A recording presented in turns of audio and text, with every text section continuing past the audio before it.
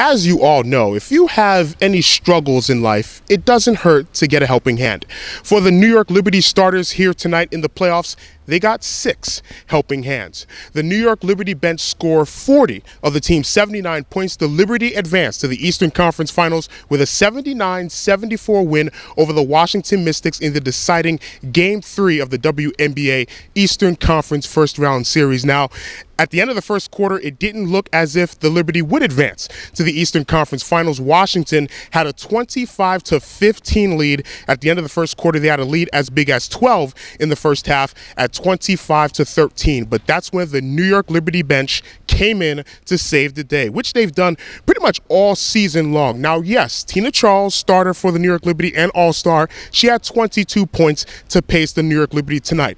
But 3 players off the bench specifically, Sugar Rogers, Candace Wiggins, and Kiah Stokes really stepped up, especially in the second and fourth quarters. Sugar Rogers had 20 points in the ball game, and she had 8 of 18 points during the New York Liberty's 18-2 run, spanning the first and second quarters to give the Liberty a 4-point lead in the second quarter. Candace Wiggins had 12 points in the contest. She took 4 shots, all of them 3-pointers, and she made all 4 3-pointers. And for Kiah Stokes, the first-round pick, one of the 2 first-round picks for the New York Liberty in 2015, she had 8 points, 13 rebounds, and 2 block shots in the ballgame, including a late block shot of an Ivory Ladder 3-pointer, which would have tied the game late in the ballgame as the New York Liberty advanced to their first Eastern Conference Finals in 5 years. And because of the Pope's visit to New York City, he'll be delivering mass here on Thursday. New York's first Eastern Conference Finals game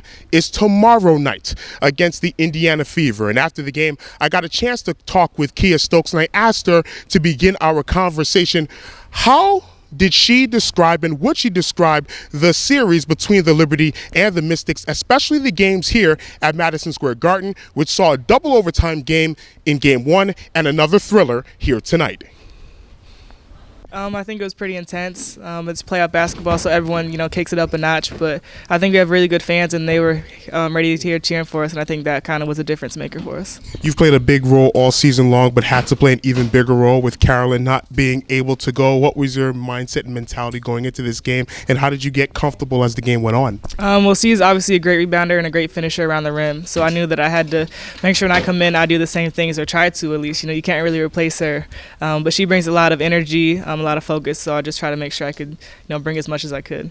Down 27-15 late in the first quarter, you hit the shot right before the end of the quarter. Could you feel that shot and going into the second quarter was going to light some sort of a spark on this team? Honestly, I have no idea. I was frustrated with my play in the first quarter, the first half, so I think we were just looking forward to making sure that we had came out stronger the second quarter and just had a lot more intensity. What was the most frustrating part of your game in the first quarter that you were frustrated about?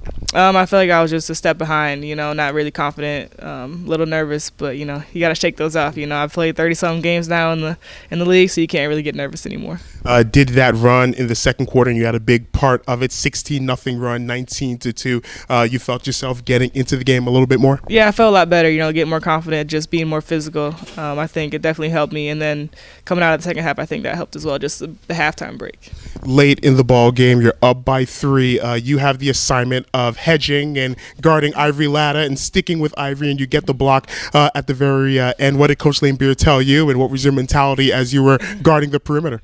They just told us switch everything, no open looks. If they get it too, they get it too. So when she had the ball on the perimeter, I just know that she has a quick release and she'll shoot it from anywhere.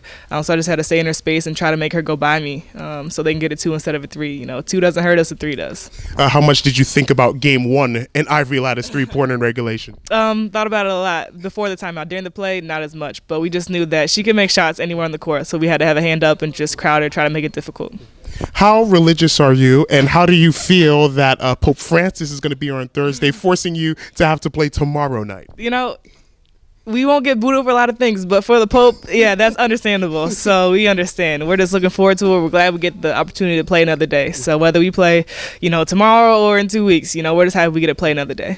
Kiah Stokes, thank you so very much. Congratulations on the win. Thank you. As for the Washington Mystics, they miss a glorious opportunity to advance to only their second conference finals in franchise history, the first time coming in 2002. Once again, for the Mystics, Ivory Latta led the team in scoring. She had 18 points, one of 3 players for the Mystics in double figures. Tiara Ruffin-Pratt had 17 points, and Kia Vaughn off the bench had 10 points. But it was not enough. The New York Liberty able to survive this game and survive this series, a 79-74 win over the Washington Mystics. Once again, the New York Liberty play here tomorrow night against the Indiana Fever, who defeated the Chicago Sky in 3 games. Game 1 of the Eastern Conference Finals tomorrow night here from the world's most famous arena. So stay tuned to a lot of sports talk and a lot of sportstalk.com. It's a busy week for us, as on Thursday we will be at MetLife Stadium for the Thursday night NFL game between Washington and the New York Giants. Washington 1-1 after their win last Sunday against the St. Louis Rams.